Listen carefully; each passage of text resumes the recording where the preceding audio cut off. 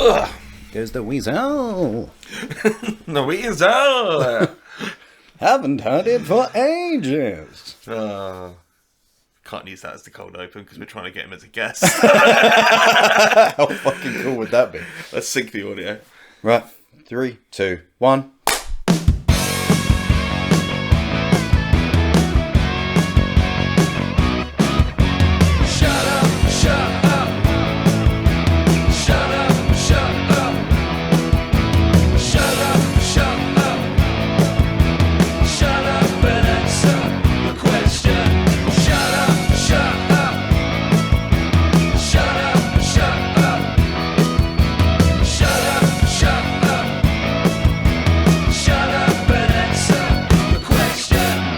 Welcome to Shut Up and Answer the Question, the show where we take a while to answer some questions that we get sent in. We need to formalise that. It doesn't matter. I'm Ethan Lawrence. And I'm Sean Antony.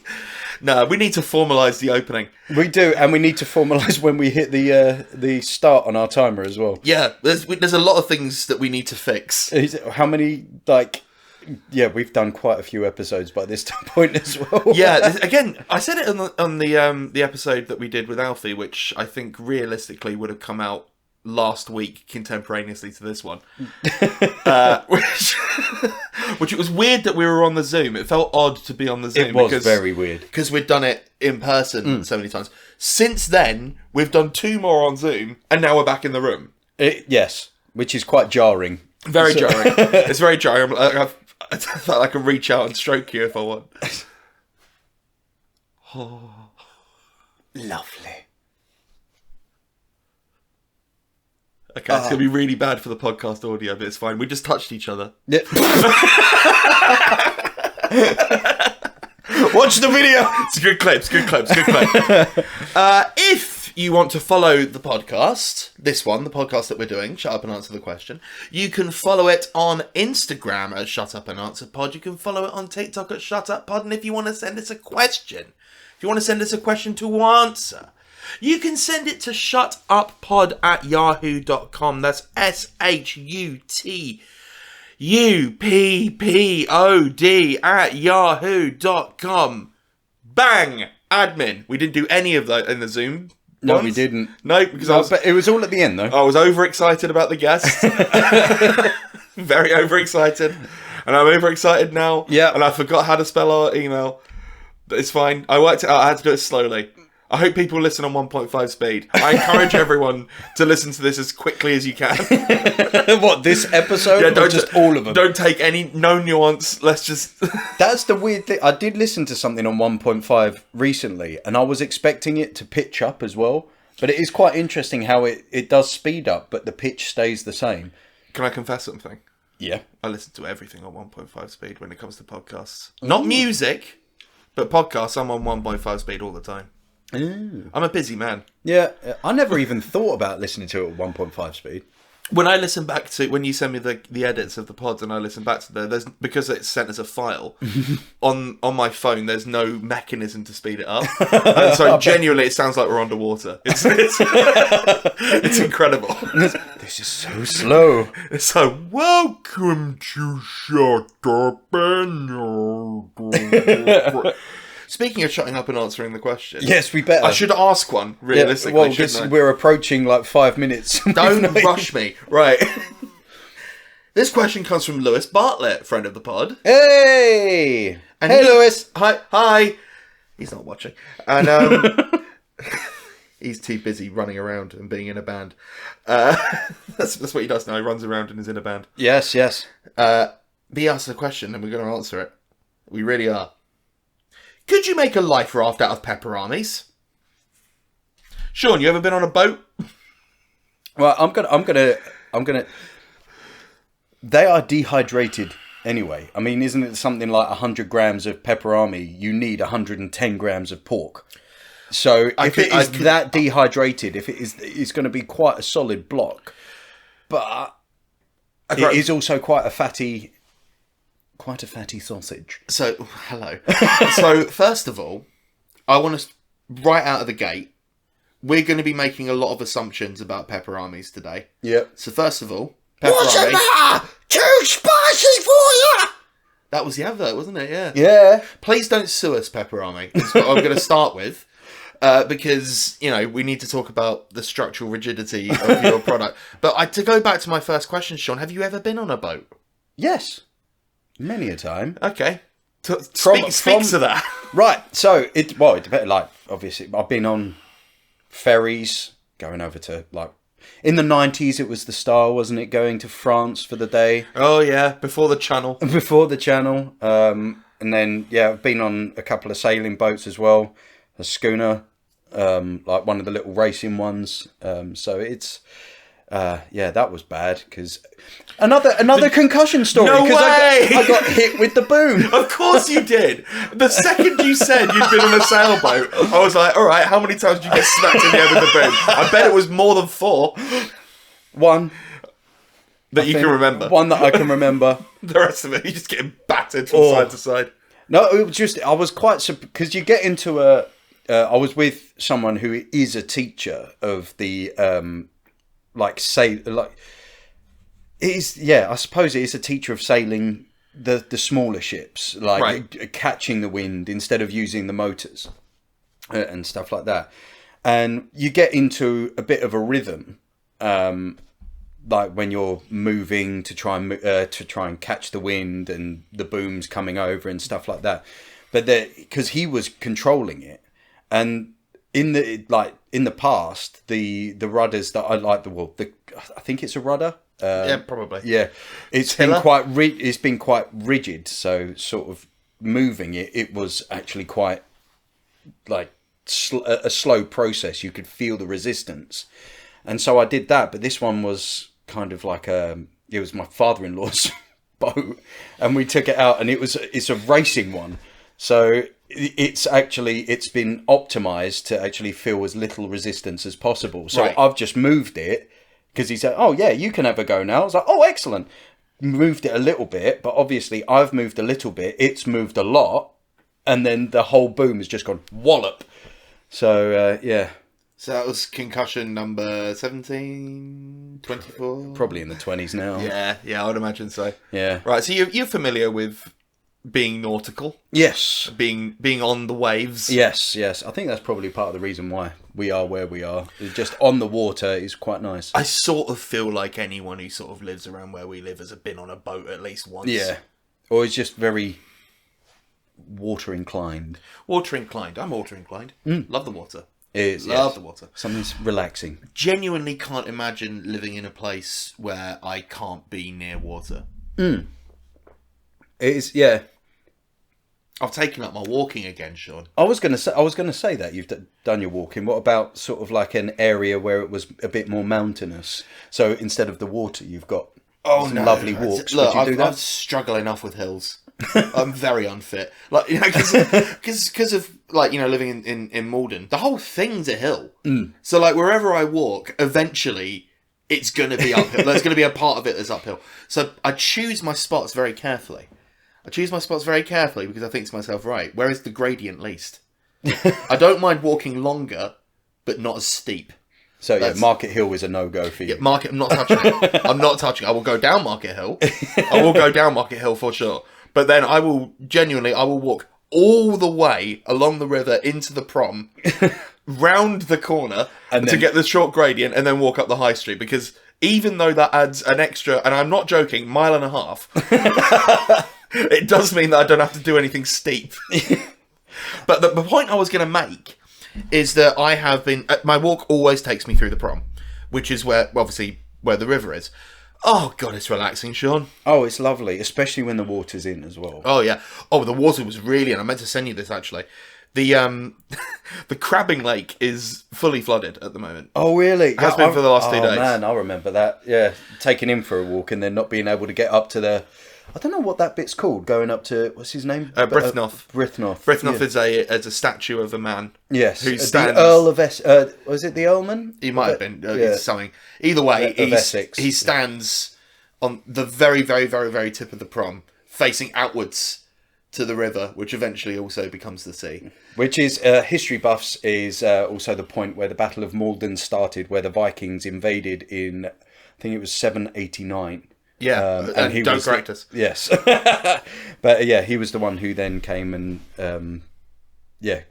was the main he was the leader, the one who, the dude. Yeah, he was the guy who organised the resistance. And then surrendered. Yeah. Bravely surrendered. Well, he was beheaded, wasn't he? Yeah, he was. He was beheaded. And that's why he has a statue. Yes. Yeah, near the crabbing lake. Near the crabbing lake of Malden Promenade. But literally, like, you couldn't get down to the crabbing lake at this point. Like, it's so, like, you know, it's got that platform. That's fully at least 6 feet underwater at the moment. Bloody hell. I think the river itself must have broken its banks. Because it does get high down there. Oh, it does. It does. Like, proper lapping at your shoes. Great, though. Love the place. When I was once on a boat, I went to... This is back when I was maybe 10 or 11. They did, like, an activity week on the light ship in Tollsbury.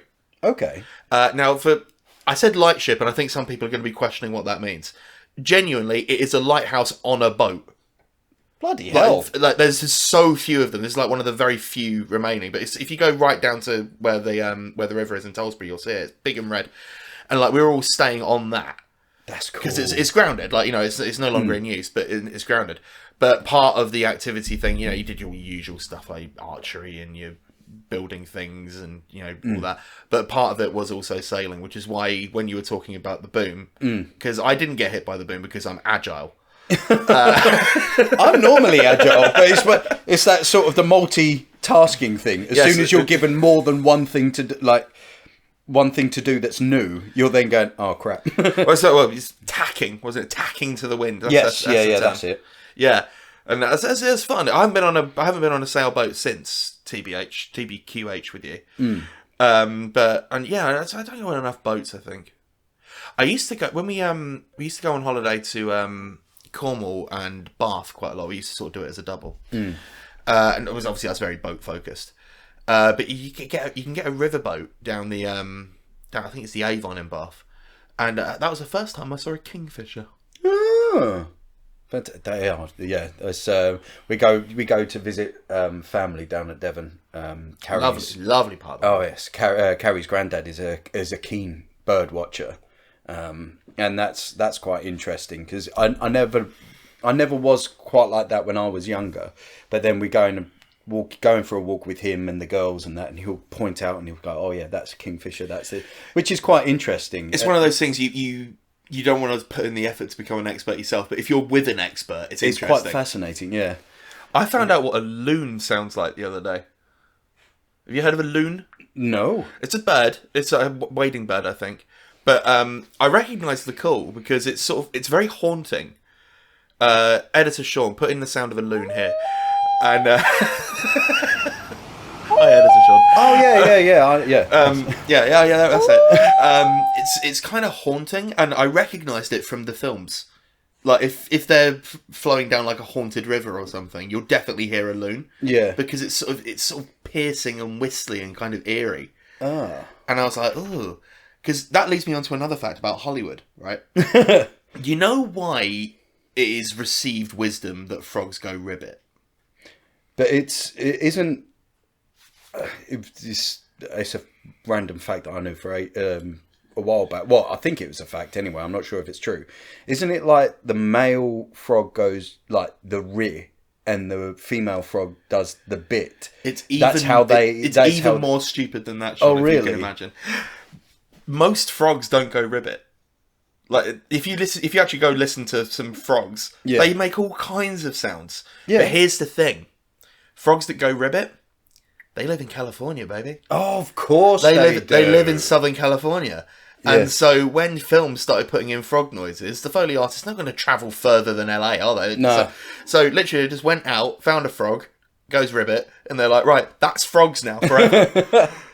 And ignoring the multiplicity of frog audio that you could potentially have. I was like, because you can get like screaming frogs and that as well. That'd be quite interesting. There's frogs that scream. There's all sorts of. Speaking of animal noises, while we're on it, basically, I've found a seam on TikTok. Okay, and I'm being fed weird animal noises, and I'm quite enjoying it. But there was one with primates. There was a lot of gibbons who like make these insane noises, like screeching, and their mouths are going so fast. But you know the proboscis monkey. For the record, there's some monkeys that like their nose is like a big flat sausage. Very, very odd looking. They sound exactly as you would expect them to. So like we had these ones with these gibbons being like, all of that, and you get to the proboscis monkey and it goes. It's got his big floppy nose, and when he goes buh, it sort of wobbles a bit. Like, buh. Really, really stupid. It is funny how like some animals they do sound the way you'd imagine they were, and then others you just get and you'd be like, down. Oh, producer Milo with your attention-seeking wantingness. But yeah, others you think that'll make that sound, and then you hear it and you're going, bloody hell, no, not in the slightest. The one I found recently was koalas. I didn't even know really that koalas made noises. Neither did I, and my daughter is a huge fan of them. Well, I will send you a video after this of how a koala sounds, because it's not good. They've sort of got a kind of thing going on. And in this video in particular, the koala was right in the camera's face. And it made me realise how weird their mouths are. Yeah. They've got really weird mouths. Aren't they sort of... Yeah, because they just eat eucalyptus, don't they? Apparently some Australians have said like they're so dumb if you try and give them just a eucalyptus leaf, because they can't, they don't know what it is, because it is just a leaf, they won't eat it. But Brilliant. If you give them the branch, then they go, oh, it's... I recognise that as eucalyptus. Stupid koalas. They're quite smooth-brained, aren't they? Yeah, I think it's... I mean, they spend, 20, 21 hours a day asleep? Yeah. How much life experience are you really going to get if you're only awake for 3 hours a day? I could speak to that, actually. As a self-employed actor. Right, Life Raft, Pepperami. Yeah, Jesus, that was 15 minutes nearly. Yeah, back to Pepperami. I completely... What a waste of everyone's time.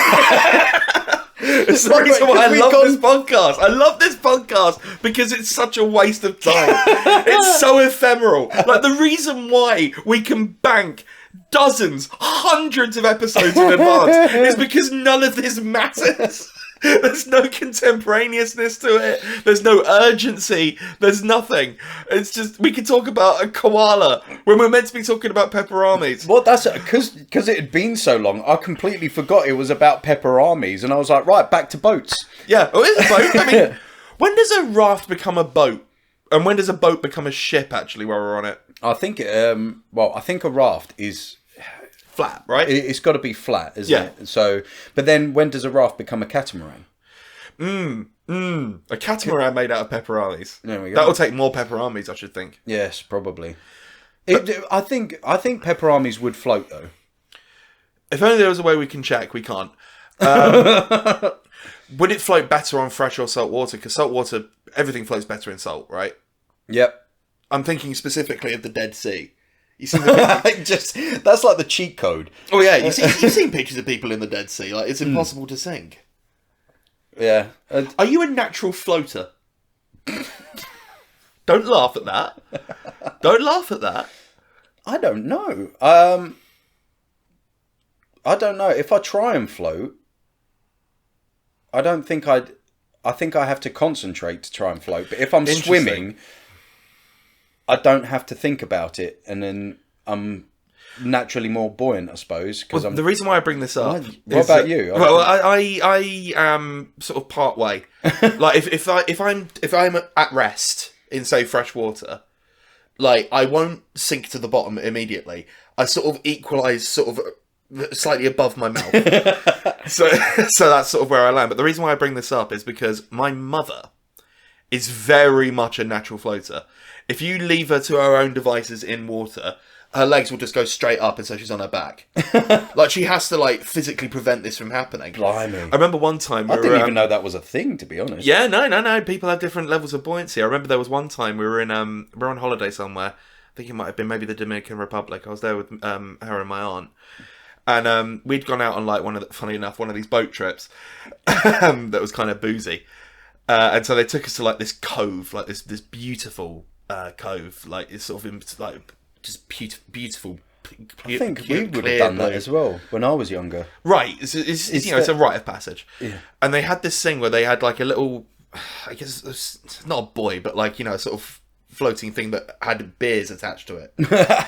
And so they floated that out from the boat, and so like everyone could grab a thing. My mum, I remember this until the day I die. It was so funny. She had like for some reason she had a buoyancy aid, like the last thing she needs. But she had a buoyancy aid, like one of those noodles or whatever. And she'd grabbed 2 beers, one for her and one for my aunt. And because she was like facing forward but on the buoyancy aid, her legs were coming up behind her. And the buoyancy aid acted as sort of the fulcrum point of a pendulum. And I will never forget this. My mother yelling for help as she was dunking her beers in the sea. And so eventually she managed to equalise, and it was just seawater. Like the beer had dispersed. And there were some very drunk fish that day. So stupid. I hope you don't mind me telling me that story, Mum. Please don't sue me. That does sound like a sitcom comedy moment. It's so like you'd be laughed out of the writers' room for that. Yeah, but it was very funny. Boat becoming a ship. When does that happen? If ever. Is it? It must be maybe. Could be a size thing, right? Yeah, or maybe like person, like how many people it holds. Maybe because you don't talk about pirate boats, do you? Pirate boat. Yeah. Oh man, it'd be weird if it was just on a boat. Yeah. Well, it's like at the start when they're trying to walk to the boat underneath the water, aren't they? Which is also something that doesn't walk to the ship underneath the water. Walk to the ship using a boat as a helmet. Or is that a dinghy? Dinghies are inflatable, no? No. Really? Yeah. In my head, I always thought dinghies were inflatable. Well, an inflatable dinghy, I suppose, is kind of like quite a popular thing to see. Well, I suppose that's how they are now, but I didn't realise that a dinghy was not just an inflatable I think raft. you see a lot of them around here, and I think it's just sort of access to your boat. So if you've got a boat or a larger a ship or something like that, it then enables you to get, when the water's in, to get from the shore to your it's like a landing raft, isn't it? Yeah, and then you can tie up at your buoy, and it's a buoy, not a buoy. Yeah, Americans. So, I don't know why that bugs me. I think it's just because a buoy is buoyancy, and so therefore... Yeah, but I don't know if they say buoyancy. I don't know about that. We do have some American listeners. Do we? Yeah. According to my metrics, there are... Hello, American listeners. According to the metrics, which I study assiduously every hour of every day, we have 7 American listeners. Oh, hello, all 7 of you. Hello, Bowie. David Bowie. That was going somewhere, but I've forgotten. Peperamis. So... Yes, pepperami. I think it being meat has a tendency to float. Yes. As processed as peperamis may be.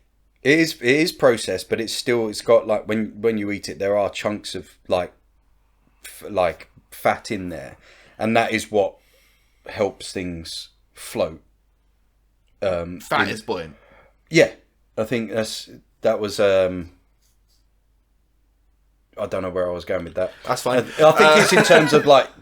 Yeah, poop floaters. Like, if you have a lot of, if you have floaters, it means you've had a lot of fat in your diet recently. Fatty shits. So big fat shit. Instead of ones that drop like a stone. Yeah, well, we can't get onto that again. Like, I'm not having another argument. I'm not having another argument with you about poo. 2 is already enough. Not enough. I'm not doing it. I'm just pepperami man. I like pepperami? I do like a pepperami, or some sort of cured meat. I'm a big advocate for cured meats. Yes, I'm an enormous advocate for cured meats. Oh yes, that's because my daughter, my youngest, she loves like chorizo, pepperoni, and that kind of stuff. But my mum and dad, every time they come back from Italy, they always buy nduja. Because we can't, it's hard to find here, and it is. Oh, I put it in everything. Absolutely love it. feels so the other day she was doing making bread at school, and it's like, oh, what do I want? I'm going to make a pizza bread. I'm going to do cheese. I'm going to make a tomato sauce at home with you, and then we'll use that as the dipping sauce and lovely. And it was, I'm going to put nduyu in it. We do tomatoes, garlic, some herbs, lovely. And she was like, well, what are you doing? Like, to one of her friends, what are you putting in yours? Raisins. You're like, oh no. I mean, I was going to say that, like, that's quite adventurous for a 8-year-old. Yeah, like, well, actually, I was going to speak with some authority on that. I don't know. I don't know what kids eat these days. Yeah, but it's quite funny that she had such a clear view of it. But she's a chef in the making. Exactly. She's got such a vision. She did. And like, well, when we do cook sometimes as well, it's like, oh, is that okay, Daddy? Seasoning. Ooh! Yes, chef. Oui. Okay. But yeah, I love that for her and for you. But I think it's just the whole cured meats is quite. They do taste quite different, don't they? Yeah. And like the different spices and stuff like that. But they do have different sizes as well. So like, if it was a pepperami, you've only got like the two. I guess it's the long snack one, and then the one that goes in lunch boxes. Well, there are three. There are technically three, I think. There's girthy boys. There's the really long ones, the slightly shorter ones, and then the really short ones. Your variety pack ones. Yes. And I mean, you're probably going to need a combination of all three. Yeah. In order to successfully build a raft. I suppose my issue here is, and we are now at 25 minutes in and going to discuss parameters. Oh, bloody there's a sense of urgency implied by the question, which is that, first of all, why would we need to construct a raft out of peperamis? Because we're in trouble. Because we are stranded. Would you be on a deserted island, like the lone survivor of, I don't know, some long haul pepperoni? Yeah, that's ship. That's what it was. We were on the plane. We were on the plane like Castaway. We were on the plane, and we were delivering just so much pepperami to Abu Dhabi, right? What? It's pork. Loads of people from here live in Abu Dhabi now these days. I suppose. Yeah, and they're hardly gonna stick to the rules, are they? Oh yeah, we're going there because it's dry. Sure. Have fun. You take your rules. Anyway, okay, maybe not Abu Dhabi. Steering that one away from culture. We won't do Abu Dhabi then. Let me think of somewhere where pork's fine. New Zealand. Hawaii. Yeah, New Zealand. Okay, yeah, I don't know. Hawaii's good. We'll go Hawaii. So we've crash landed on the Galapagos, and we have just so much pepperami, and we need to set sail to try to get to Maui or wherever it is. I don't know if it's even close to the Galapagos. We need to get to Rapa Nui. We need to get to the Easter Island place. We need to find the heads. They'll save us. Feed them pepperoni. So we've got pepperami. We've got a theoretically unlimited amount of pepperami. Okay. And we need to construct a raft. Where do we start? We need some kind of binding agent, presumably. Yeah, but you could, if you're using raft. if you're making a raft out of pepperami, you've probably got the same stuff that you would normally make a raft out of. Okay. But instead of having the trees for miles that you can see, you've decided to use meat sticks. Yeah.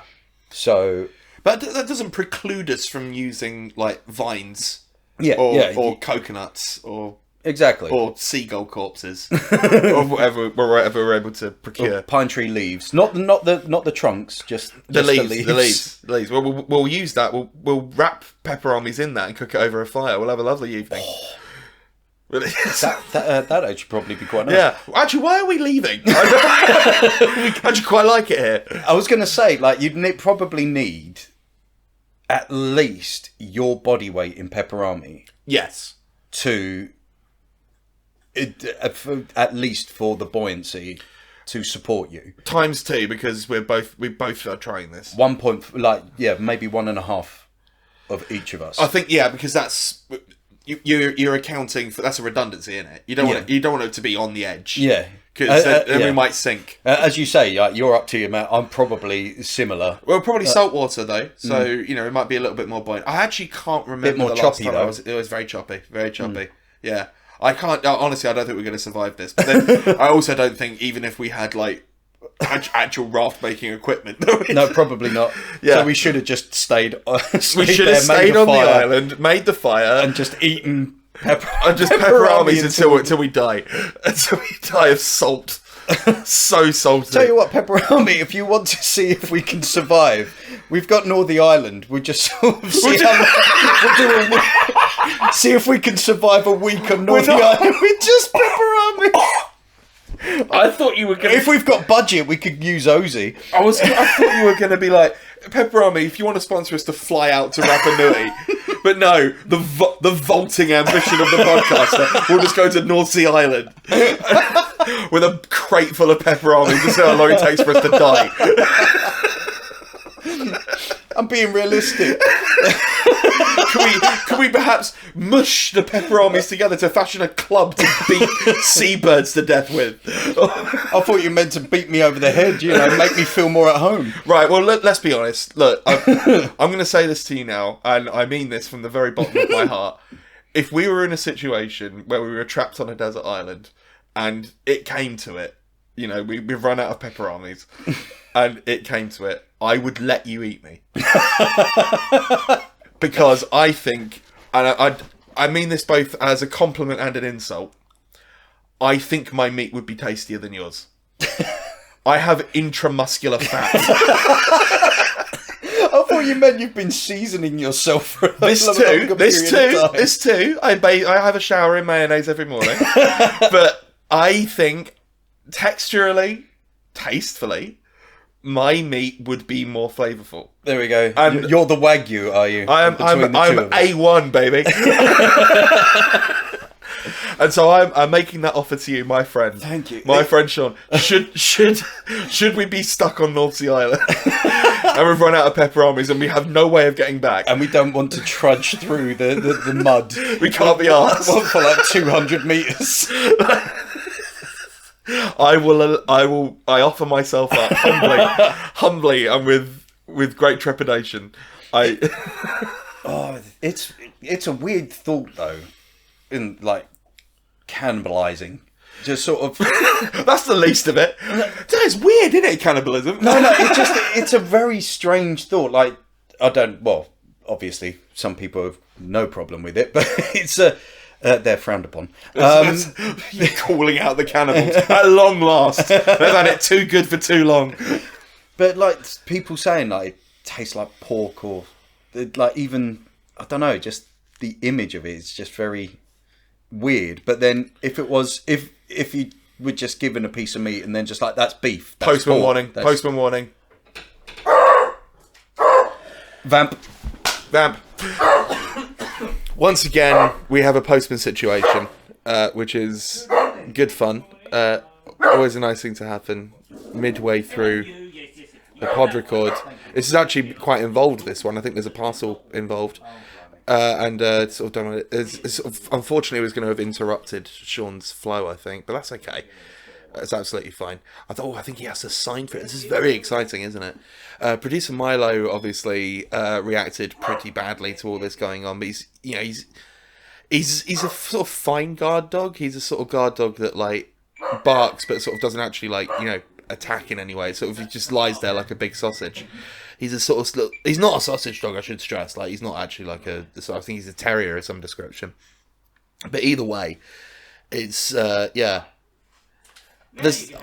have no idea or knowledge as to whether this is going to be left in or not. I feel there's potentially a chance that we might cut this because to be fair, we did the last time the postman came.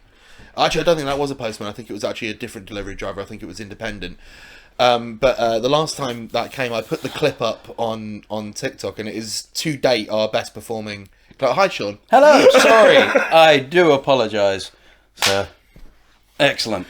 Right, we'll keep as much or as little as that in. I was speaking quite quietly while there was a lot of noise going on. So who Probably knows? absolute chaos. I also forgot to stop the timer. That's fine. It's probably had a minute on or something. Yeah, we'll work it out. Right, so we were talking about human flesh. Yes. And it being I don't know. It was quantifiable to pork. Yeah, well, one, it's quantifiable. That as the saying goes, it's meant to be quantifiable to pork. But it's weird, a weird thought process. But at the same time, like as we said, I can't remember where I was going with that now. He's gone. Shit. No. Gone. Oh. My thought train's gone. And this is our first episode of the day and he's gone. But if you were just handed a piece of meat and you'd eat it happily and then be told, if you were then told afterwards what it would be, would that change the way you thought about what you'd just eaten? It's difficult to say, isn't it? Because, I mean, we spoke about exotic meats with our lovely guest, Alfie Indra. And, I'm quite an adventurous guy. Like, I often upset people when I say that I would more than happily try dog. Yeah.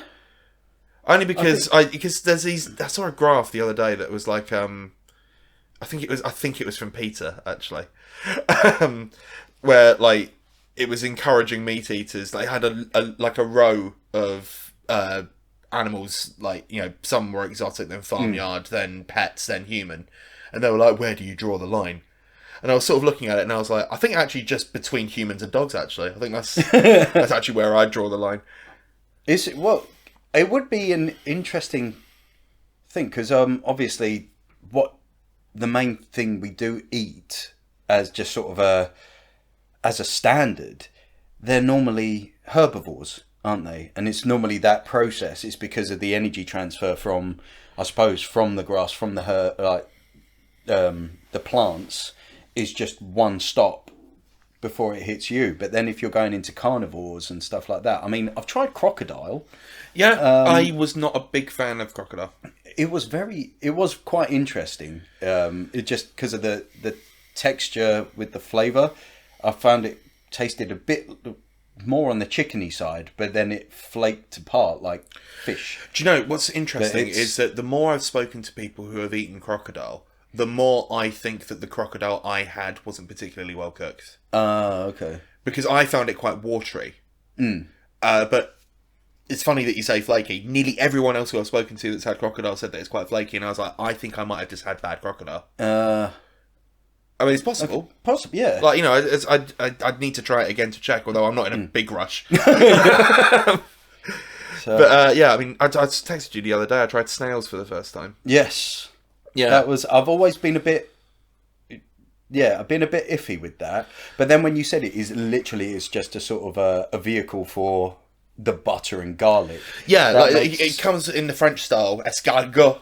It comes with a garlic parsley butter. And it's just sat there, like, the plate comes out, and the thing is, like, shimmering because it's so hot. And then you have, like, a thing that you hold the shell with and, like, a little winkling fork.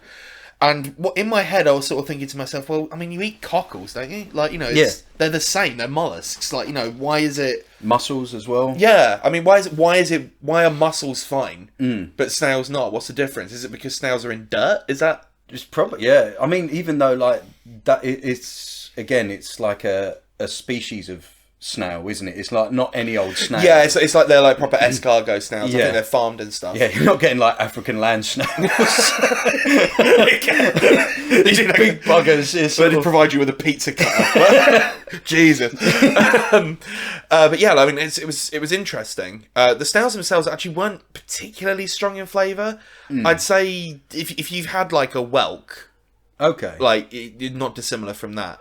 But I found it interesting because obviously I was in sort of like a French cafe when I had this, and the option was there also for moules de marinière, which again, as you were saying, like mussels. What's the difference? What is the key difference? Because like if your issue with snails is that they are in the dirt, then I've got bad news for you about like mushrooms, potatoes, truffles. Bloody hell! Like pretty much every vegetable, potatoes, carrots, anything in the ground, and also moving on, animals, pigs roll around in mud all the time. Exactly. Yep. Cows, you know where they live? Fields. They're not the cleanest of places. Sheep. Gee. That's I think we've spoken about that before, haven't we? About the lamb is the popular choice. Yeah, of meat, lamb, hogget, and mutton. But yeah, hogget and mutton is becoming a bit more accessible. I think. Would you say accessible? Yes. I mean, the thing is like when it comes to meat products like that, availability is often thrown up as an issue. But the reason why there's an availability issue is because there's a supply and demand issue, which in that there's not that much demand. Yeah. A butcher. We're lucky that we have in Malden we have 2 butchers. Yes. Many towns don't have them at all. But like, a butcher's not going to bring in meat that they're unlikely to sell. Yeah. And so, if the demand's not there, then the supply's not there. If the supply's not there, there can't be a demand. Yeah. And so it's it's a sort of cyclical process. I mean, I'm not a huge fan of sheep meat in general. I think I like it as a sort of. I wouldn't say it was like a treat, but sort of if you have it like sparsely, I enjoy it a bit more. I don't think I'd happily have chicken, beef, pork like multiple times a week. That way. If I went on Saturday Kitchen, I think lamb would be my food hell. Like, it actually goes as far as that. Yeah. And I wouldn't mention the other thing that I would have on my food hell because I don't even want to risk the possibility of some researcher like just going, aha! Yeah, if I go up there and Matt Tebbett's like, what's your food hell? And I say to him licorice, he'll make a licorice thing.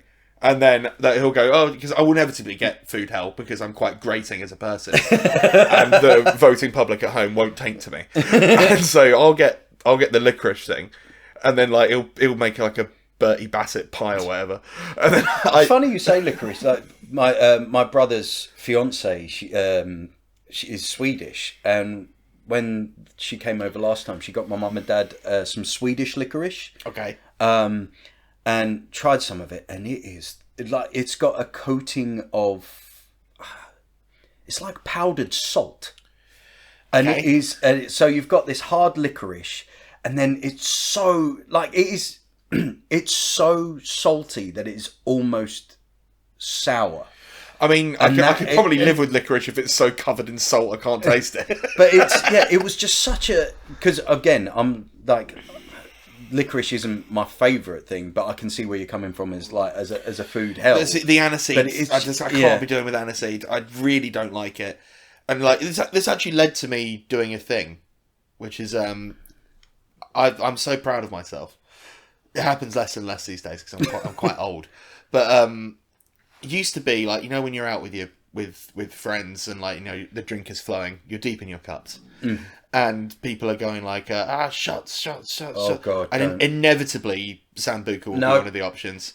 And one of the things I've started doing recently, and shout out to Lee Hagger, he's the first person I did this to. If someone comes up to you and says, oh, shots, I can do this incredible thing, right? I just say no. Oh. No, thank you. Yeah. And they're like, what? And I'm like, I don't want one, thank you. Yeah. And they're like, but it's shots. And I'm like, I know, I don't want one, thank you. And they're like, but we're partying. If you would like to get me a drink, mine's a pint. Yeah. I would not like a shot, thank you very much. It blows people's minds. That it is an option. I mean, I think everyone has one of those drinks that you've got a bit too drunk on in your younger years, and that Sambuca is the one for me. Like, Southern just comfort the for me. Smell of it just makes me feel nauseous. Southern comfort for me. And it's that, yeah. I used to love a SoCal and lemonade, but nowadays, no, thank you. Anyway, back to Pepperami. Right. Well, the question was, could you make a life raft out of it? Yeah, probably. Yeah, so therefore we don't need to think about the actual number. I don't want to think about logistics, frankly. I've had enough of logistics. Then, right, okay, so I'm just going to let my brain chew on this thought for a bit then. Because we've got cured meats, you've got, and I brought it up with the Alfie one as well, with the chicken, was it chicken pepperoni? Chicken pepperoni. But is there sort of any cured meat that is made other than pork? I mean, you've got jerky and biltong for Well, anything you can make that for literally anything. It's traditionally beef, though, isn't it? Yeah, yeah, but like not a cured cylinder. I think it's because pork meat itself reacts very well to smoking, curing, etc. And it's good for it's quite a good vehicle for seasoning as well. Yeah, I mean, it's because pork itself, God bless it, is quite bland. Like, you know, it's not particularly strong as a meat. Yeah. I mean, and so it carries flavour really well. I guess it just cures well. That would be my guess. I mean, you know, generally speaking, if you find like some charcuterie that is not of the pork variety, it's usually like listed as sort of like beef pancetta, beef parma ham, beef whatever. Yeah. And it's like, okay, so it's just the pork version, but beef. Yeah, yeah. That's interesting. Yeah. I just see it's just there's something magical about pig meat. Yeah. I love pigs, and I love eating pigs, and I love seeing pigs. It's probably like that. What is it? Those three are the ones that have been cultivated for almost God knows almost millennia, in which that they can be food for people. So food. Yeah, beef food. So yeah, they have been cultivated for the palate of people. I suppose. Like in England, in Europe. I mean, you've also got goat as well. Goat again, a meat that is becoming increasingly popular. Because I mean, here's the thing about British culture, right? Here's the thing about... Is that still recording? Yeah, still recording. Yeah. I just heard it made a noise and I was panicking. No, that's... Yeah, my phone is just... that's had an hour timer put in as well, like a... Oh, right. So an hour gone. We've got multiple timers going on. And we've ignored all of them. What was I saying? Yeah, British food... Like, you know, for all the, go British, and I'm not going to make this about that. This isn't politics. But what I love about British food is that it's an amalgam of everywhere we've been and everyone who's come here. Yeah. And the fact that goat is becoming a more prevalent meat is great, I think. I mean, again, I'm not a huge fan of goat because I'm not a huge fan of lamb, to which it is quite similar. Very. So, you know, that's not really my bag. I just think it's great in a curry, though. Oh, goat curry. Oh. I mean, I could actually tolerate lamb in a curry. Again, it's because it's smothering flavour in other flavours. Other powerful flavours. So, but yes. So, can we make a raft out of pepperami? Yes, Lewis. Yes. I mean, I think, again, we must draw a distinction. Can you make a life raft out of pepperami? Probably. Can we make a life raft out of pepperami? I don't think so. Because I think we'd eat it in a palm leaf on a fire. Yes. We'd probably eat the pepperami and then attempt to make a raft out of things we can't eat. Yes. Yeah, that's it. Basically, we'll have a barbecue hangout for 3 months. And then... on Nordsey Island. Well within visual distance of rescue. That's my family on the other side. You're right. Yeah, we're good. We're running quite low on pepperami though. We've gone through it. Let's say you've only been out there 3 hours. We know. We're out of Chardonnay though. If you could just float over a bottle or 6. Oh, we're having such a lovely time on North Sea. I love being shipwrecked. Oh, it's home time. So get the car. We're able to actually drive over the mud flats. Low tide. Thank you very much for listening to the podcast. Once again, you lovely, lovely people. Yes. Be excited because we have multiple guests that we have not only recorded with, but will be recording with. And other podcasts who are, bless them, they're going to have their patience tested with us. Absolutely. Genuinely, we are working very, very hard at this. We're putting a lot of work in, and it's sort of paying off. We're hoping to see the dividends of it soon. But genuinely, and I know we've joked about it before, but I mean, from the bottom of my heart, if you wouldn't mind singing us a 5-star rating, maybe a comment on Spotify, anything like that, it genuinely does help. And we love doing this. Like, we love making this. We love doing it. And, like, we want to, make a thing of it. So if you want to share it around, that would be even better. Genuinely, any little helps. And any question that you have, please just stick it in the comment, stick it in an email to us. I don't know. Put it in a carrier pigeon if you know where we are. So yeah, I mean, I'm hoping. Yeah, again, we're going to be pushing Alfie's episode very hard, so I'm going to be making sure that the email is prominent. Yes, but yes, thank you very much for listening, and we will see you. Well, no, actually, we won't. You will see. You will. No, wait. You will hear from us next time. Shit! Thank you for listening to Shut Up and Answer the Question. I am Sean Antony, at Sean Antony VO everywhere, and my co-host is Ethan Lawrence, Ethan D. Lawrence everywhere. If you want to follow the pod, on Instagram we are on Shut Up and Answer Pod, and on TikTok we are Shut Up Pod. If you've got a question that you'd like us to answer, send it to shutuppod@yahoo.com. That is SHUTUPPOD@yahoo.com. The music was by Eyes on Legs, and the artwork was by Kitsune Kei. Thank you very much, Podbean, for hosting our podcast. And we will see you next time. Shut up and answer the question. Oh, and cut. Fucked that one there, didn't we? Do you know what the problem was? Is that I got sincere.